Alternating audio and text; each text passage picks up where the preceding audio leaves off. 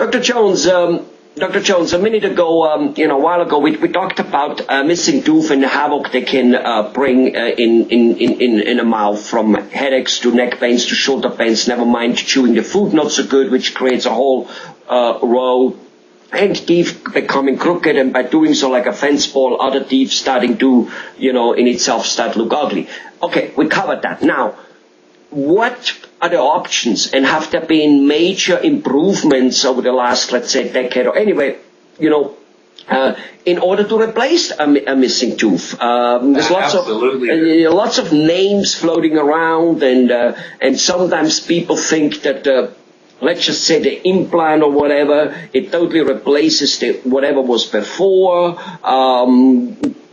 That might not be so. They may be both having their function. Tell us a little bit of what's out there. Sure. In terms of Well, most people are very familiar with replacing teeth with some kind of a removable bridge that their grandparents had, or they've seen people, take in and out of their mouth, and that was fine for then, but the main problem with those kinds of appliances is when we eat, food gets underneath of them, they become loose and they wiggle around in our mouth. They actually will start to loosen other teeth, and pretty soon we have to start taking out more teeth only because that particular appliance was placed in their mouth in the first place.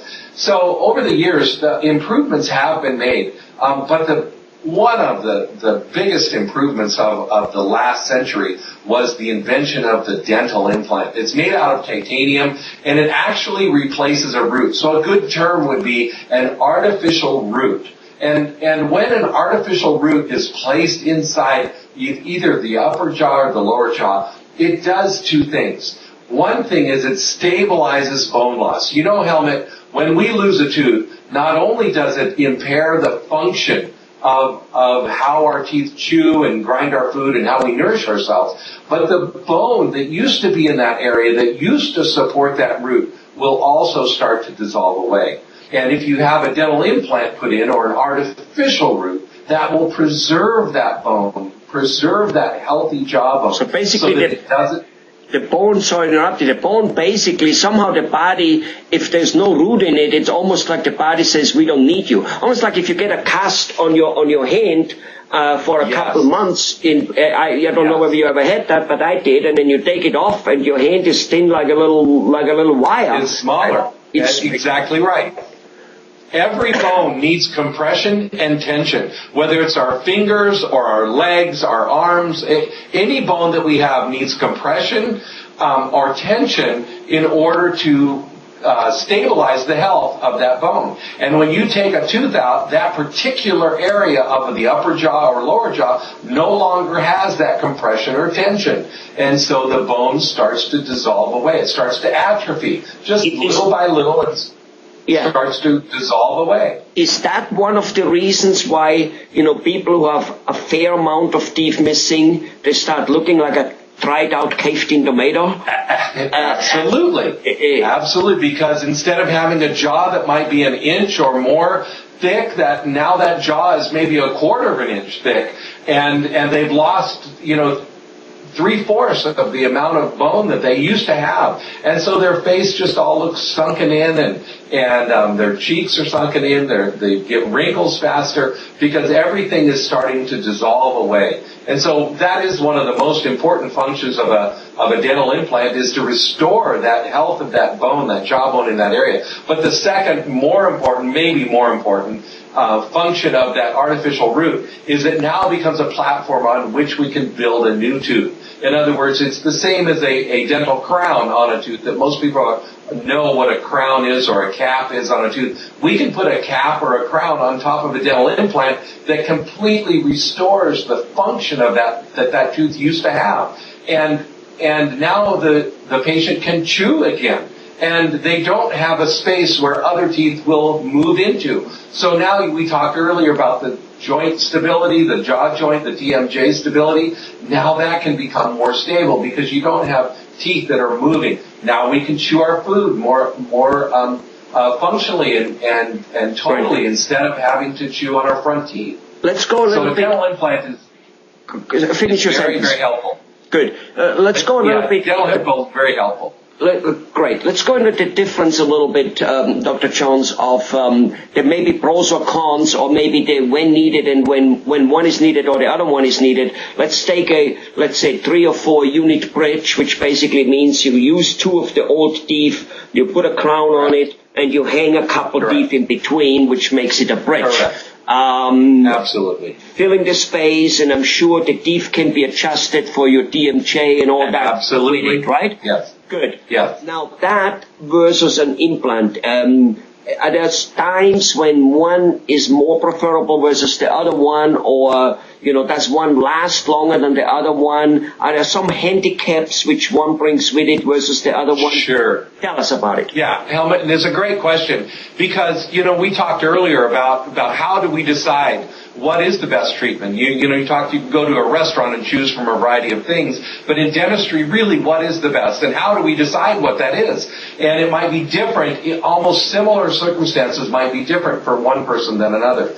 But in reality, Helmut, we actually weigh all of the risks and all of the benefits for both treatments, whether it's using a bridge, as you mentioned, where we crown one tooth and then there's a couple of fake teeth welded to that bridge, and we crown another tooth and span across a space with 2 false teeth, or whether we should put 2 implants. I think one of the biggest benefits of having a dental implant in place versus having a bridge, let's just say we chose to have a bridge done, and then let's say one of those teeth develops a problem 3 or 4 years down the road.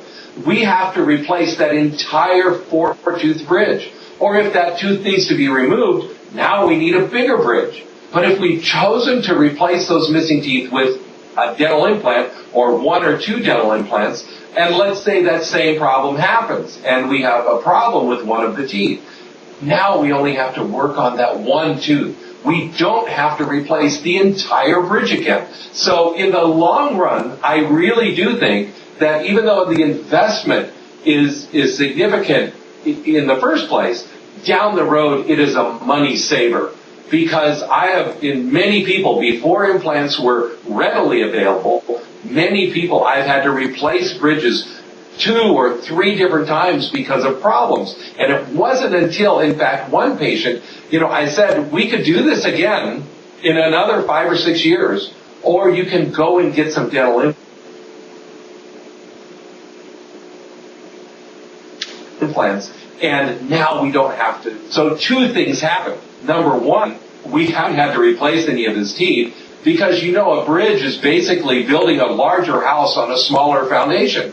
And with a dental implant, we have the proper size foundation for the proper size house, for the number of teeth that we have. If we have a 4-tooth bridge, we're putting 4 teeth on the foundation of only 2 roots. But if we put 2 dental implants in there, now we have 4 teeth on 4 roots. That is the way God intended it to be. So we don't have the collapse. We don't have the need to replace 4 more teeth if something were to happen down the line. So I think it is absolutely the best way to go. Now you ask, okay, when would we not do a bridge? Or when would we not do an implant and we would do a bridge? I have a dental implant in my mouth. I think that it's the best way to go. That's why I chose to have a dental implant. But when might we do that? If a patient is in a certain situation where they already need to have crowns on these other teeth, they already know that their financial circumstances may change down the road, then we may choose short-term to do a bridge in an area where we're planning long-term to eventually go to a dental implant. But for right now, we're replacing the teeth, we're making his mouth stable, we're getting him back to health and function, knowing this might not be the best way to go, but for now it's the best. We all have to live real life. We all have to be in this place where we are, and we have to make hard decisions sometimes. That would be the place where we might choose a bridge over it. Got it. So Dr. Jones, so basically it is still a functional way to go for a bridge. But it could be most likely, when those teeth next start collapsing, all of a sudden you need to redo it all. Now, if they're already collapsed, then you need to put already a crown and bridge, a crown on it anyway. Then that may be a time you say, okay, we need to. They're already gone anyway. We need to do what we need to do and build it up and put a crown on it. Then maybe. Now let me ask you, in terms of longevity, you see, before you said that you lose bones. So when you have 2 or 3 teeth missing, you're going to start losing bones in that area. And also, I have, tell me whether there's some truth to that. So let's say you have 3 units, 3 teeth or 4 teeth.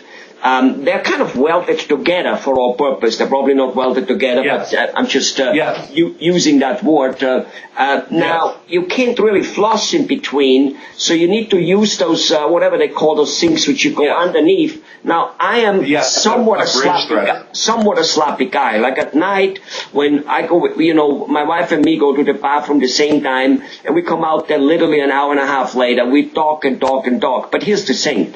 I shower, I shave, and I brush my teeth while she is only brushing. So you get the point, right? I'm not quite as dedicated as she is. Would a person like me, having one of those bridges, and probably a few times a week say, nah, not today. Today I'm done. That's another real benefit, Helmut, of having dental implants is because you can floss your dental implants just like you floss your teeth. You don't need any special little tool. That little tool is called a bridge threader, by the way, and it does work very good, and we're glad we have them for those situations. But in the situation where a person has a dental implant to replace that tooth, and they can floss their teeth normally, just like they do every other tooth. So it doesn't take double or triple the amount of time because you have to find the little bridge threader and then you have to put it in the little space. And anybody who is listening to this that has done that or tried to do that before, they understand what I'm talking about. But with a dental implant and having a crown put in, I have a dental implant with a crown on top of it, and I floss it every day just like I floss every other one of my teeth. So it's not a problem as with the bridge threader that some people have experienced. Good point. So the periodontal health, so the gum health is actually much easier to take care of, and your hygienist will give you an A+ more often if you're flossing your dental implant than if you're not flossing with the bridge threader your bridge. Yeah, well, never mind the dental hygienist. Just deliver the kidney, the heart, the bloodstream, the diabetes thing, the immune system. You brought up a big point. As we have mentioned in other videos, it will help you. Dr. Jones, again, appreciate your informative, output here. Very wonderful. Thank you.